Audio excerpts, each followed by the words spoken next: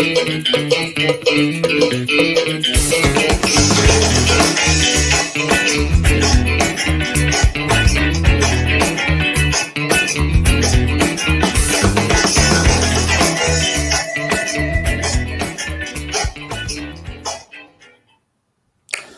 up, Warriors? Welcome to another wonderful Warrior Wednesday. I'm so glad you're joining us here today at Protector's Toolkit on our Warrior Wednesday broadcast. It seems like forever since I've been here with you all, and I'm so overjoyed to be here tonight. I thought about this all day.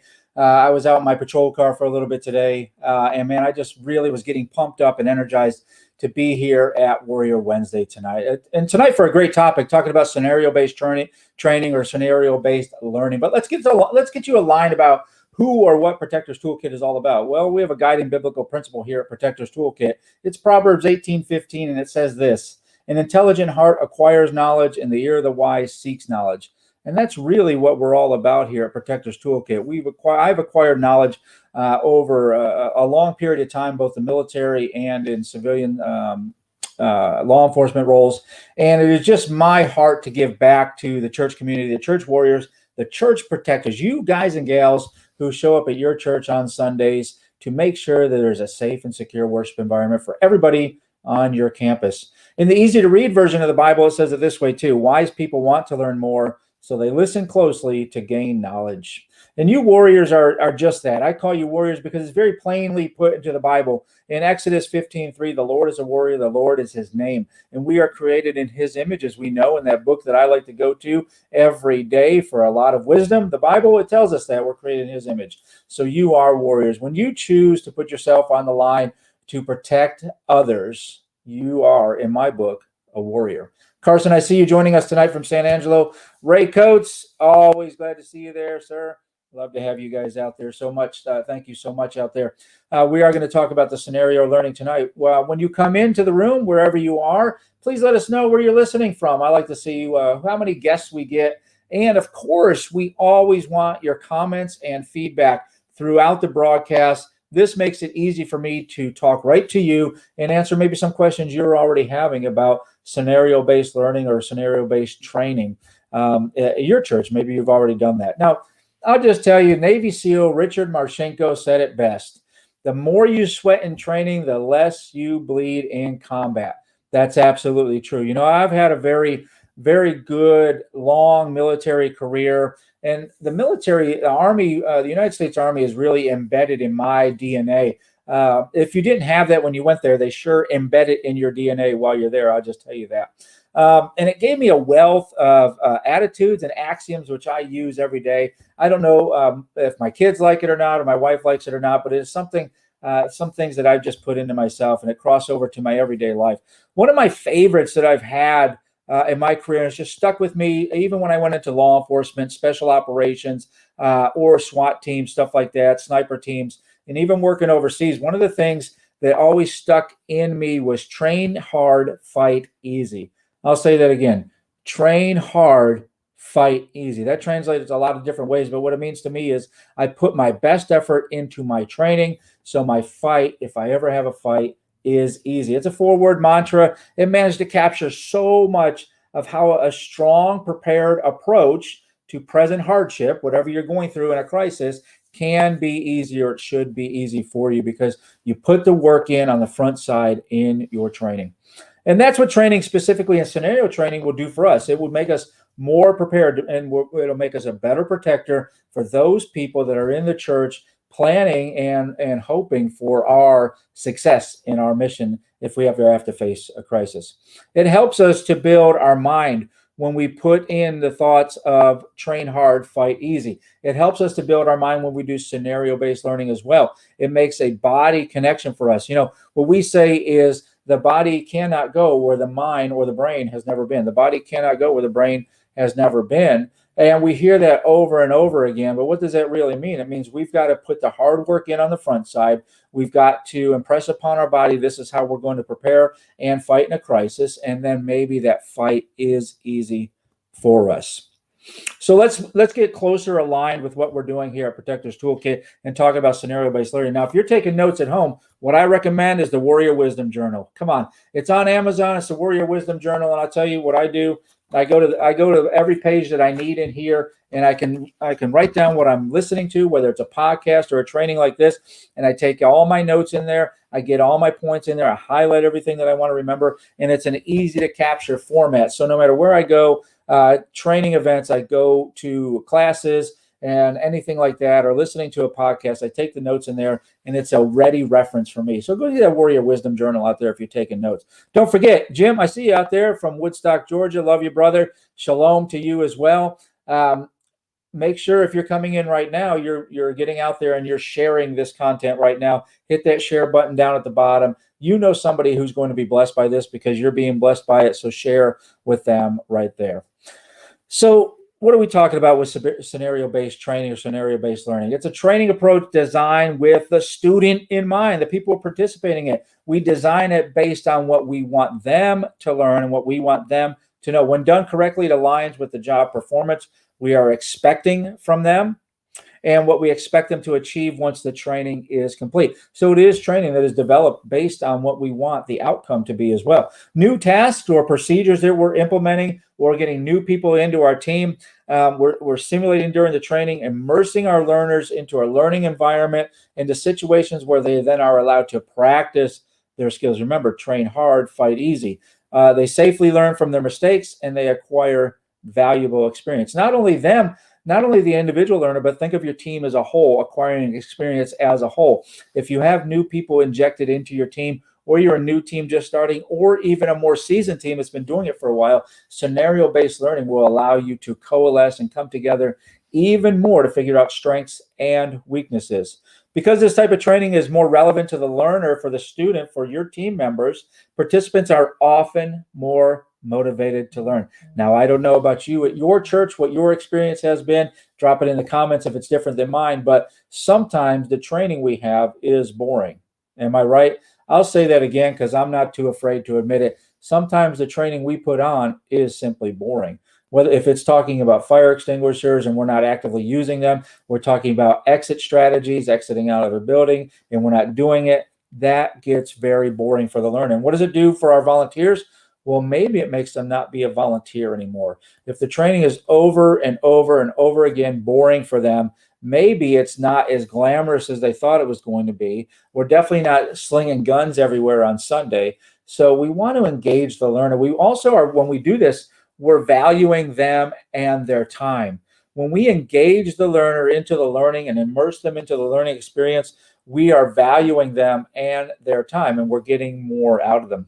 So scenario-based learning, or SBLs, if you want to call it that, or SBT, scenario-based training, uses interactive scenarios a lot of time to support the active learning strategies. These are problem-based or case-based. You can make them either way, but there's two main types for scenario-based learning. Number one is a tabletop exercise. I'm gonna break these both down for you, but tabletop is one of them, and the other one is either role-playing or drills. They're pretty much the same. So tabletop is one of them, and the other way for scenario-based learning is role-playing or drills. So both of these types, they normally involve team members working their way through a storyline, whatever we give them, whatever we pre-prepare for them, usually based around a structured or complex problem which they're required to solve, right? So let's talk about tabletop exercises just for a minute. Now, it's just what the name implies. These are tabletop. These are guys and gals of your team sitting in small groups around a table. Now, if you are a small-sized church and you only have a handful of members, you can all come together at that tabletop and still get a lot of value out of this type of training. The groups or teams sit around a table, and a moderator, the team leader, gives out the pre-made scenarios for the group to talk through. So what you would do is you'd have a pre-made scenario that you can read, put on a whiteboard, put up on a projector slide, however you want to do it, hand them a slip of paper.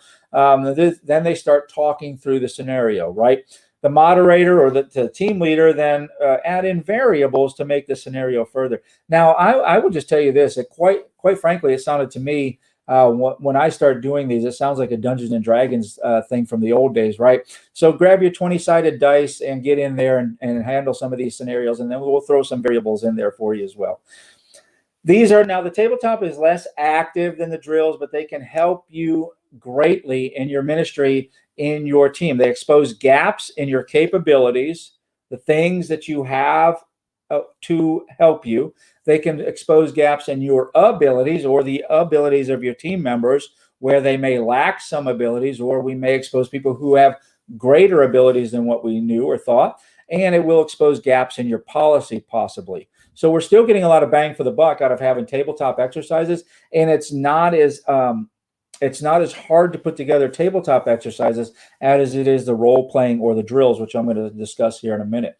So understand that the tabletop is a lot easier, but again, they both of these need some advanced planning. We're not just going to do a hey you type of training, or hey it's Sunday and I forgot we need to get a training in. We don't try to do that in the church safety and security space because that doesn't value people's time. Maybe they have other commitments and they can't come to that training because we did it ad hoc, or we did it right then at the moment. So these also require, as I said, less setup, and they can be conducted just about anywhere, the tabletop exercises.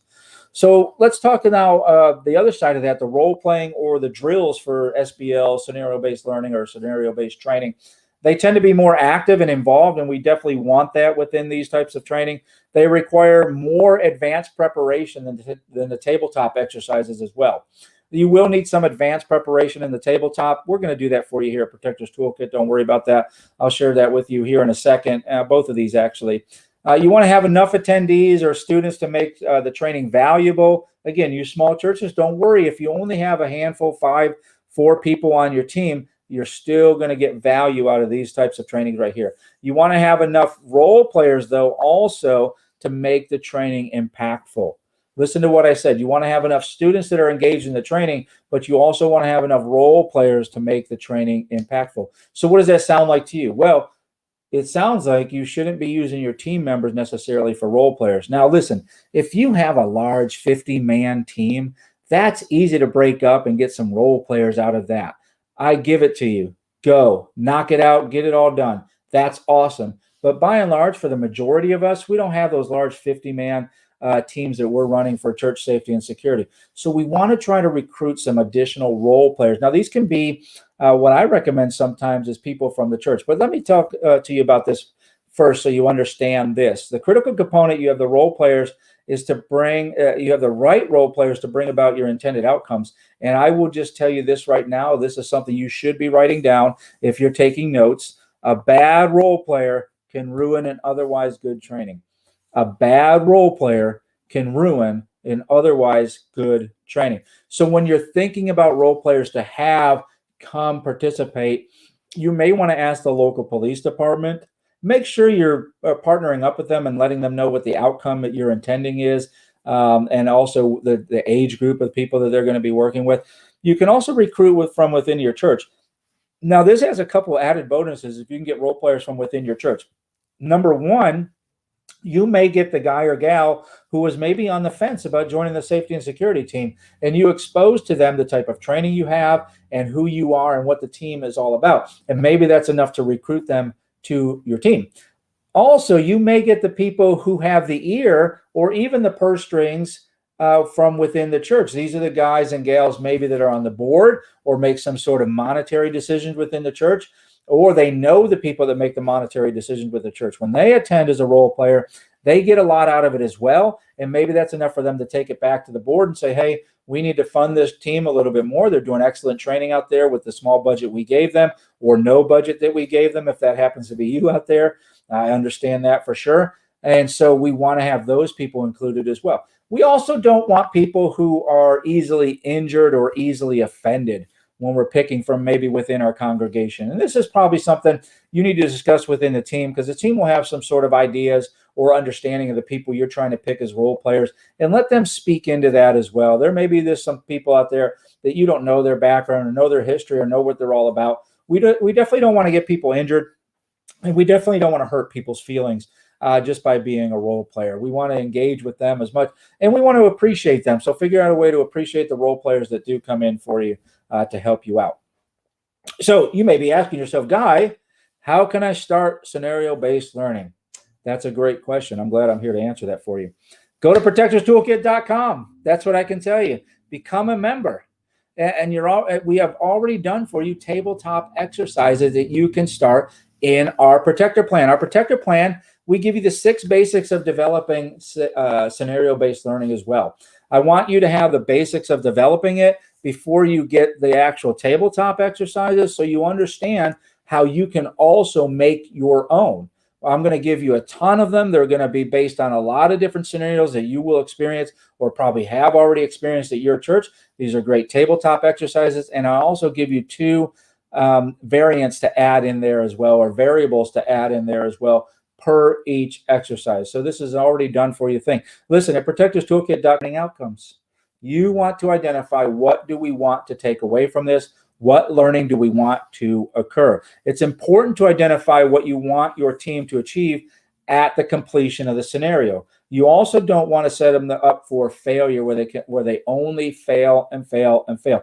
Believe me, when I go out in the public and I travel all over the nation, and I do scenario-based training for churches, I can make a team fail. I can make sure everybody on that team gets shot or taken out in some way, form, or fashion. I've been doing this for a long time. I'm very, very sneaky. Here's the thing. It does no good for that team to fail over and over again. And it will not do any good for your team if you're developing these too. And then you want to work backwards from that. What is the outcome that we want to achieve at the completion of the scenario, and work backwards from that with the learning outcomes to create the perfect situation that will lead to the learning outcome that you want. We call this backwards planning. So that's the first one that you'd see as a member over at Protectors Toolkit. Now, so let's go into I'm going to give you 2 scenarios that we've developed at Protectors Toolkit. If you had the tabletop exercise leadership guide at the Protector Plan, we have the tabletop exercise leadership guide for you with all the scenarios spelled out in there. Here's scenario number 1. It's based on weather, severe weather. Scenario is given to the team like this. Scenario: you're outside on roving patrol when you notice a funnel cloud in the distance. I would put that, I have these laminated for my church guys. I put that down in the middle of the table for the group that is going to discuss that. And then I let them start discussing that amongst themselves. As they're discussing that and coming up with plans, what they're going to do, then I'll take another laminated card that goes with this, and I'll throw in a variable for them. The variable is this: while ensuring the children's ministry is moving towards shelter, 2 students begin to have panic attacks and are running around. So now there's another variable that just came into this. You're outside on roving patrol. Kids are outside playing. You notice a funnel cloud, and now you throw in a variable to them. The kids are having panic attacks. Now what are they going to do? So now we're stepping into advanced thinking, not just, I got to go report this funnel cloud, but no, we've added into that. And then I'll throw another variable in there. When you're tending to the 2 students that are having panic attacks, the power then goes out for the whole church. So you can see how we stack these on. Easy scenario, then I throw a variable in there, and then another variable in there. And now the thought process of the team, they're coalescing, they're coming together, and they're developing based on their capabilities, their abilities. What is policy, and what do they know about the layout of your church, right? So scenario number 2 that I have in there as well under weather. You're in church, service has just started, and you get a weather alert for a tornado watch. So I throw this again out to the team. Now this starts to thinking, what is a watch and what is a warning? They should know that. It's in the policy manual, and then they'll discuss that amongst themselves. And then again, I'm going to throw a variable in there for them. While you're reacting to the tornado watch, it begins to rain extremely hard, and the lights inside the church start to flicker. Now they have a variable to stack into. They got the watch. They're trying to figure out the difference between a watch and a warning. And then as they're going through that, I'm going to throw in another variable to them. Now the variable number 2 is you're dealing with a tornado watch and the lights flickering. The Sunday school director radios you and says that kids are beginning to panic. So you can see how we layer these on with the variables. And this, now, again, I'm getting my team to start thinking through the process. And what am I doing really? I'm making that mind-body connection. The body cannot go where the mind has never been. So now I'm getting them to connect to where are the shelter-in-place locations that they can go to. What is going to happen if the power goes out? Are they going to need additional lighting? Where is that additional lighting? So you see what we're doing when we're developing these tabletops. So that's all there. That's all in the protectorstoolkit.com in the membership. You go to the leadership guide, and there's a ton of tabletop scenarios in there for you, already done for you. Just want to give you time back in your day. So let's talk about role playing or the drill type scenario-based learning. So what makes a great scenario? Well, I'm going to give you 6 right now, suggestions. These are things that we've proven in our in-person training over and over again. These are things that we've taken away from our in-person training when we develop these and bring them to your church all over the nation. These are the 6 things that make what we call a great scenario. So when I'm building scenarios to bring to your church, these are the things that I consider when I'm building these scenarios for you. Number 1, relevance is crucial. Number 1, relevance is crucial. When you're determining your scenario, you identify the points that are most challenging for your student, for the learner, for your team member, and the most critical to perform the job successfully. Forcing your students or your team members through a lengthy scenario when the content is pretty straightforward and boring and easily applied, it's not critical to the work they'll be performing, and it will bore the snot out of them. So if it's pretty straightforward and it's boring, but it's long and protracted, that's really not driving towards having great scenarios and great learning outcomes from your student. Number 2 is we keep it simple. That's a principle that I've kept for my whole life, from entering into the military to even today. Keep it simple. And there's another S on there. You can determine what that stands for you if you want to share that with your students. But keep it simple. Provide enough detail to create interest. But we remember the purpose of why we're here. It's not just to entertain. There will be some entertainment value in it, no doubt, but that's not why we're here. Your goal is not to write the great American novel. Your goal also is not to make your students fail. We keep it simple. Learners, your students, your team members want interesting and efficient learning experiences. Trust me, they do. Don't be afraid to let your learners infer some of the details that they need to put in there, right? And we often describe things in more detail than is necessary. Believe it or not, people can fill in the blanks if you're leading them along a path. In fact, we want common storytelling devices to intentionally leave out details, and that all great stories are like that. They want the reader to fill in some of the details, and we do that in our scenario-based training that we bring to your church. Number 3, we create meaningful decision points. Meaningful decision point. These are where scenarios often fail. I've been to a lot of scenario-based learnings where they just crumble because they're not meeting these 6 things that I think are so vitally important to doing really good scenario-based learning. We write answer options that challenge the learner. We give them options to succeed. We encourage reflection throughout the process and require them to think deeply about what they've learned as well. Not everything is going to be deep thought. Where are fire extinguishers? Go get one, bring it to us. But we make sure that it is meaningful to them by the scenario. Distractors are often the most difficult part, though, of writing or getting done with a scenario-based learning.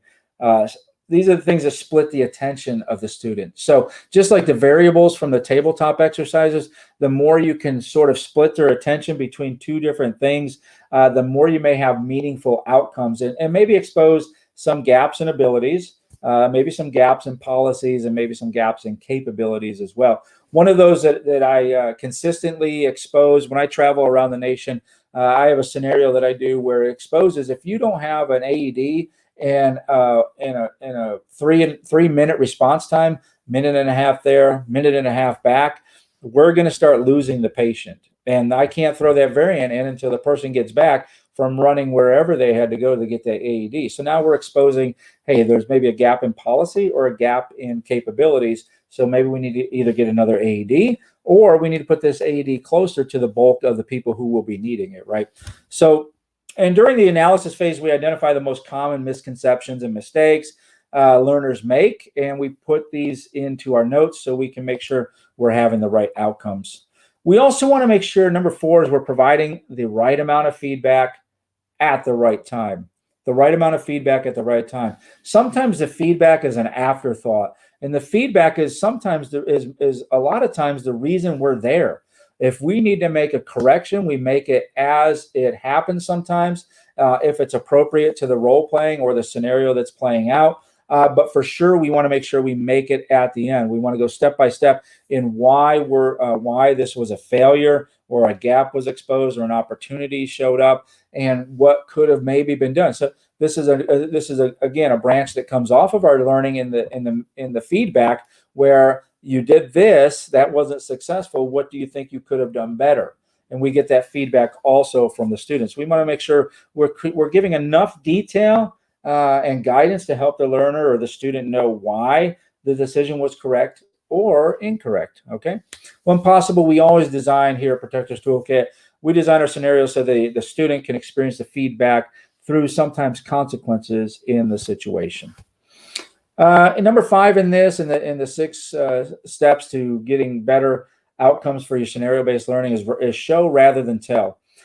To the extent possible, use character dialogue to let the story unfold. Again, this is why it's so important we don't use team members for our role players. We want to have good scenario-based cards that we can give to the role players that we're going to be using, and they can get into character. Think of this like if you've ever been to a dinner theater and you were part of it, or a murder mystery thing where you were part of it. You became part of the cast, and you got a script, and you also got a character, who you are, what your motivations are, and all that. So you want to try to get into that as much as possible as a role player. So you want to give that to the role player so they can get into that character for you. You also want to set some boundaries there. Hey, we're not going to touch people. We're not going to whip out a gun, a plastic or fake gun at this time during this scenario. Then again, that brings me to another good point. If you're going to have role playing and scenarios, that area absolutely has to be free of all live weapons and ammunition. All live weapons and ammunition. Whatever you do in that, if you've ever been to a Protectors Toolkit training, you know that's one of the biggest things that we do in our role playing and any of our firearms training is safety is paramount. Safety is first. Nothing happens without safety happening first. So make sure you're doing that in that. Also, don't be afraid to sacrifice grammatical correctness to increase the authenticity. We want to be as authentic as possible because we want real outcomes and real reaction. Now, listen, I know we are a church. We are Christians. We worship the risen God, of course. But do you know that in church, when we're dealing with crisis, we may hear some swear words? I know that may turn some people off, but if the situation requires it, if we're dealing with someone that's unruly or having mental health problems, it may be enough to trigger the student that they hear a cuss word coming from that role player. That may be enough to trigger them to make a good decision or maybe make a bad decision. So I'm not saying do it every time. I'm not saying it's carte blanche, do it as much as you want, but I'm saying if the role requires it and it is appropriate based on the scenario and the location, of course. You don't want to have children's ministry going on while you're out in the hallway trying to do some role playing and your drunk is cussing up a storm, right? So understand it is always totality of the circumstances with something like that. But I wanted to illustrate that to you that may take somebody aback or off their game or off their track that they were on when they hear something like that, because we typically don't hear that in church and from churched people. So obviously you have to have the right role players for that. So figure that out for yourself. I just wanted to expose that to you. And number 6 in this, and then we'll get into the 8 great reasons for scenario-based learning, we're going to engage their interest. When we do this right, we're engaging the student's interest. They are fully immersed in the training. The learning process is happening, and you will see it and hear it from the students. There's a number of ways you can engage interest. One of the best is humor. Inject a little bit of humor in there. Maybe even do during the follow-up or the after action review. Now, if you've been to a training with me, you know I engage in humor a ton throughout my training. It's one of the best tools that we have as instructors. If I can make my students laugh, then I know they're engaged. I know they're listening to me, even at the cost of picking up. No, I'm just joking. Carson, I didn't pick on you too much at your training, I don't think. Maybe I did, but you took it in great stride. And I can't wait to get back to you so I can pick on you some more. Ray, you know I'm going to pick on you every time you're around, so don't worry about that. That's the way that I show love. That's just my little quirk, I guess. So let's now get into the 8. Maybe it's the reason you're here tonight. The 8 great, right? We have the 8 great of Protectors Toolkit, and tonight's 8 great is this: reasons for scenario-based training. The 8 great is this. Number 1, scenarios allow for a safe place to fail. It provides a safe place for us to mess up, to goof up, to get it wrong in a loving and comforting environment where maybe the people we're training around are going to laugh at us, and that's okay. Remember, train hard, fight easy. Number 2, scenarios accelerate time for us. They accelerate time where we make a decision, implement it, and experience its consequences all within the same exercise. The other great thing, number 3, is it decelerates time for us as well if we need to. It allows for the crawl, walk, run phases of learning a new tactic or technique. It allows each step to be broken down into its parts and studied and critiqued. Number 4, scenarios trigger our SNS. Woo, that's a big thing, right? SNS. What does that mean, guy? Sympathetic nervous system. It triggers our sympathetic nervous system. This is one of the most important reasons for scenario role playing or drills. It is to trigger the sympathetic nervous system. This is why I encourage schools all over the nation. When I go train at your schools, I am getting the butts out of seats and I'm making those teachers lock doors. I'm putting some stress and duress underneath them because I'm going to program their brain so their body can follow. Sympathetic nervous system training does just that. It programs the body so the brain can follow. It programs the brain so the body can follow. It creates powerful muscle memory connection to the brain to trigger your long and short-term memory. Number 5, scenarios tell a story. Making the story relatable and tying it to reality improves our retention. Number 6, scenarios promote critical thinking. Is in this what we really want from our protectors, from our volunteers? If we're going to empower them to do some thinking on their own and decision making, that we want them to be critical thinkers. It provides an environment to fully flesh out thoughts and ideas to develop the best outcomes. Number 7, it offers learner-centric or student-centered approach to the training. The training is built around the outcome that we want the student or students to have, so it is all for them. It shows people how to apply the skills that they acquire in their real-life opportunity or jobs and situations, rather than merely sitting up there and flipping through slides and presenting theories. Number 8 of the 8 great here, Protectors Toolkit, scenarios provide shared context. It's accelerating community building and bonding by the members of your team. We will laugh at each other. We will joke with each other. We will hold each other accountable. And this improves your overall morale of your team. So there you have it. My little take on scenario-based training and learning. We have tabletop exercises for you and the already done for you protector plans over at Protectors Toolkit. I expose why, and I help you talk through yourself and your team on developing some others. Listen, all you have to do is go to any sort of news outlet that you have to figure out what scenarios we should be training on in churches today. Sadly, we have a lot of examples where it went wrong that we can base our training on. If you're new to Protectors Toolkit, if you're new to this video, if you're on YouTube, if you're on Facebook, hit that like button. Make sure you like us. You know why? Because you're going to get more updates when we have the new content coming out to you. I want you to get it first and at the front as soon as it comes out. So also on the YouTube, hit the subscribe button to Protectors Toolkit YouTube page so you get those notifications. That little bell down there will ding when we have new content for you. Make sure you check out our podcast, Word and a Weapon, podcast Word and a Weapon. This is something that comes from the word that I get into my day or my week, and I give it to you. And then also I give you a weapon as a Christian protector, as a warrior, you can take within your day-to-day walk around. If you want to go over right now to protectorstoolkit.com, protectorstoolkit.com, to the membership site, here you go. Listen up. Promo code Warrior Wednesday. Promo code Warrior Wednesday right now will get you for your first month at only $10. You can rub 2 Abe Lincolns together to get your membership for this month at $10. Warrior Wednesday is a code for that. We're now booking for our live 2021 in-person classes. Whether you want scenario-based training, you want firearms training for your church, you want de-escalation training for your church, you want to recognize the wolf at your church, whatever it is, we have it for you at Protectors Toolkit. You've got to get in early and get those seats filled. You know why? Because if you fill those seats for us, we're giving you up to $500 grant back to your church. Yes, $500 back to your church, your team, just for hosting a Protectors Toolkit event at your location. Also, we're going to buy lunch. I should probably mention that up front. That's something that's near and dear to my heart. Don't forget also to go over and get the Warrior Wisdom book for all your note-taking needs, whether it's podcasts, whether it's radio shows, whether it's training and learning like this. Warrior Wisdom Journal will help you out with that. Go like and subscribe on all of our social media. If you're looking for a risk assessment, we're doing them virtual for you right now if you're only meeting virtual, or we're doing them in person for you as well. Looking at all the comments right here. I love it. Thanks for another good session. It was all in good fun. Carson Cummings, I know what you're talking about. I can't wait. We're coming back up there pretty soon. Matter of fact, let me know if you guys are ready to host something. We'll come back up there here in the next couple months. All right, Warriors, as I always say, keep them safe.